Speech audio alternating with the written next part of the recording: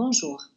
Dans le cadre du module Langue et terminologie, l'une des thématiques qui intéresse la totalité des étudiants et sur laquelle nous allons nous pencher dans cette capsule, le CV et la lettre de motivation. En fait, pour tout demandeur d'emploi, il y a un certain nombre d'étapes à franchir avant de décrocher le poste convoité. Parmi ces étapes, il s'agit de commencer par préparer un bon CV et une bonne lettre de motivation. Ces deux documents se trouvent même parmi les étapes les plus essentielles car elles se retrouvent au commencement de la procédure de recrutement. Il s'agit donc de la pierre angulaire de toute candidature. Si nous avons compris l'importance de ces deux documents, maintenant il faut savoir ce qu'on veut dire exactement par un bon CV et par une bonne lettre de motivation.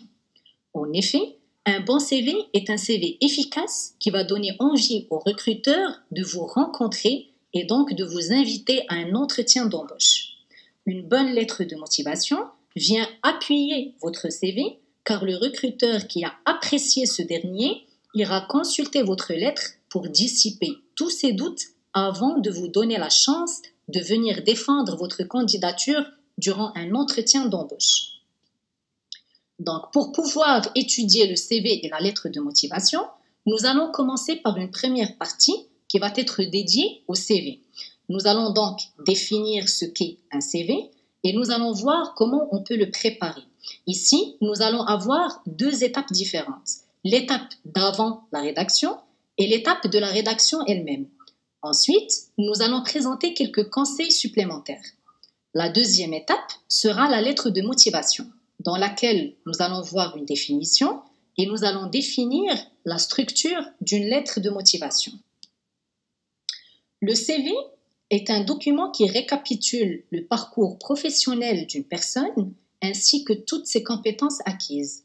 Il détaille le parcours scolaire et universitaire et les expériences professionnelles. Pour préparer un bon CV, nous allons suivre deux étapes essentielles. La première étape serait l'étape d'avant la rédaction qui va être organisée en trois sous-étapes différentes. Le candidat doit toujours débuter par prendre en compte ses aspirations personnelles. Ici, je parle des valeurs. Un candidat, par exemple, peut travailler dans le secteur de la cigarette alors qu'un autre n'acceptera pas de faire partie de ce secteur. Des désirs. Vous désirez vous déplacer dans plusieurs pays, vous avez une contrainte familiale et donc vous voulez plus de temps pour vos enfants et votre famille, etc. Ensuite, il faut connaître et organiser ses acquis. Quels sont vos savoirs théoriques? Quelle formation avez-vous suivi? Avez-vous passé des stages, travaillé pour des institutions ou des entreprises, etc. Une fois que vous avez franchi ces deux étapes, on peut commencer à parler de ce qu'on appelle le projet professionnel. Il s'agit de choisir le travail que le candidat veut et peut faire, suivant bien évidemment ses aspirations et ses acquis. Ceci lui permet de viser les métiers, les entreprises et les secteurs d'activité qui l'intéressent le plus. À présent, nous arrivons à la deuxième étape qui est celle de la rédaction. Sur la forme, il faut veiller à avoir un CV qui est agréable à l'œil. Dans ce cadre, les entretiens avec les recruteurs démontrent que, faute de temps, l'employeur fait le tri des CV qu'il va lire dans les 30 premières secondes. Il faut donc que le CV soit sobre, organisé en petits blocs avec des titres pour chacun des blocs. Il faut que les blocs soient assez espacés entre eux. Et pour un profil de débutant, généralement, le CV doit tenir sur une seule page. Sur le fond, le CV est organisé en trois sections différentes. La formation. Il faut énumérer les différentes formations et détailler le parcours académique et universitaire du candidat. Si les formations sont trop nombreuses, il faut toujours aller à l'essentiel. Pour ce qui est de l'ordre, on commence toujours par les formations les plus récentes pour aller vers les plus anciennes. Nous avons aussi la section de l'expérience professionnelle, dans laquelle le candidat évoque les postes qu'il a déjà occupés, les stages qu'il a déjà passés, etc. Ici, s'il s'agit d'un candidat fraîchement diplômé, il peut combler le vide en parlant de ses jobs d'été, ses projets réalisés durant sa formation, etc. Et il ne faut pas oublier que, pour les expériences, chacune doit contenir l'intitulé du poste et les tâches essentielles, sauf pour les expériences les plus anciennes, dans lesquelles on ne va contenir que l'intitulé du poste. La dernière section des centres d'intérêt n'est pas un fourre-tout. Il faut donc faire le tri de ce que vous allez y présenter. Des informations utiles qui vont mettre le candidat en valeur et qui vont être appréciées par le recruteur, comme par exemple les langues que vous parlez et que vous maîtrisez, car vous pouvez très bien les utiliser dans votre travail. L'ouverture sur le monde social, parce que ça exprime vos valeurs, etc. En plus de tout ça, pour réussir son CV, il faut toujours utiliser un papier sobre. Les couleurs utilisées sur le CV ne doivent concerner que les titres et les sections.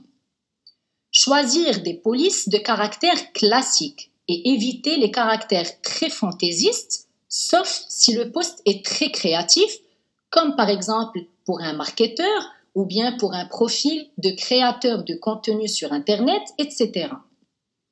Utilisez le grand pour attirer l'attention du recruteur sur les éléments les plus importants. Il faut veiller à éviter l'italique sur un CV car il est plus difficile à lire.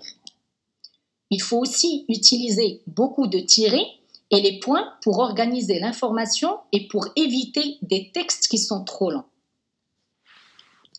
Il faut également soigner l'orthographe, toujours faire une relecture par le candidat lui-même et demander à une tierce personne de relire le CV avant de l'envoyer à l'entreprise.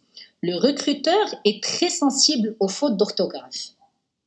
Il faut mettre à jour les informations, comme le numéro de téléphone si vous l'avez changé entre-temps. Si vous avez une nouvelle expérience professionnelle, il faut l'intégrer sur le CV, etc. Une photo peut être présentée sur le coin supérieur droit du CV, comme vous pouvez faire le choix de ne pas présenter de photo. Par contre, si vous allez intégrer une photo, il faut absolument que cette dernière soit prise dans un cadre professionnel et qu'elle soit à votre avantage. La lettre de motivation n'est pas une répétition du CV puisqu'elle ne va pas reprendre exactement les mêmes informations. Au contraire, elle va compléter le CV en parlant cette fois-ci non pas du profil détaillé, mais de ce qui pousse le candidat à vouloir occuper ce poste et non pas un autre. Elle est donc plus personnalisée et en relation avec le poste en question.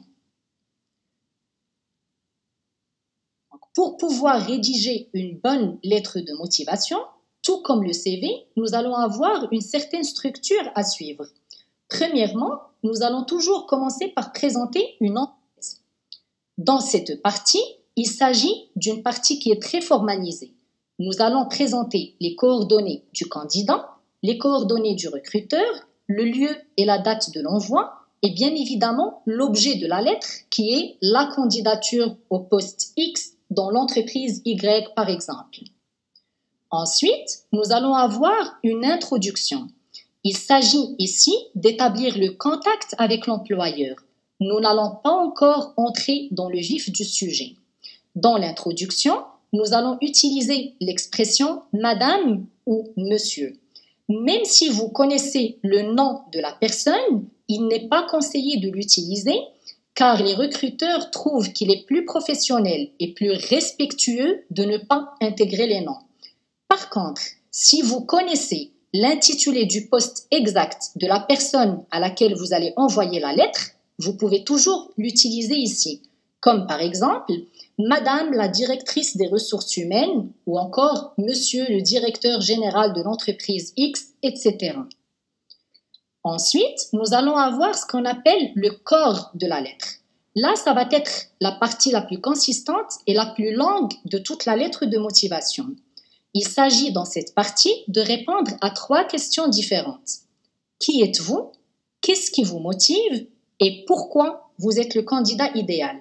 Il s'agit dans cette partie, pour le candidat, d'expliquer les raisons pour lesquelles il a choisi ce poste, mais d'expliquer aussi à l'entreprise ce qu'il peut lui apporter si on le choisit pour le poste en question.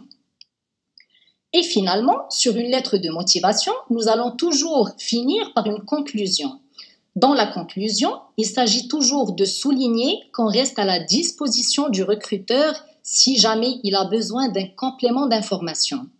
Dans la conclusion, nous allons aussi utiliser des formules de politesse très classiques, mais qui restent toutefois très efficaces, comme par exemple « Veuillez agréer, monsieur, l'expression de mes salutations distinguées » ou encore « Veuillez accepter, madame, mes salutations les meilleures » etc. À ce stade, notre capsule touche à sa fin. Je vous remercie pour votre attention et nous nous donnons rendez-vous pour une capsule prochaine. Merci.